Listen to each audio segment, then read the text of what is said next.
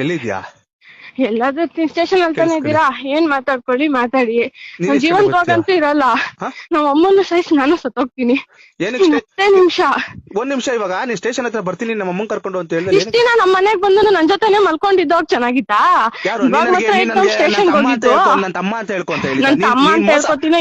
ಎಷ್ಟು ಮೋಸ ಮಾಡಿದ್ದೆ ಜೊತೆ ಇಟ್ಕೊಂಡು 3 ಗಂಟೆ 4 ಗಂಟೆ ರಾತ್ರಿ ಗಂಟೆ ಎಚ್ಚರ ಹತ್ರ ಮಾತಾಡ್ತಾರ ಫ್ರೆಂಡು ಅನ್ಕೊಂಡು.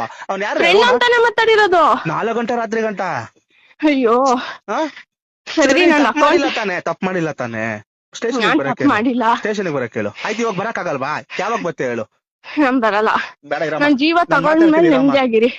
ಆಯ್ತು, ನನ್ ಸಾವು ನೀವೇ ಕಾರಣ.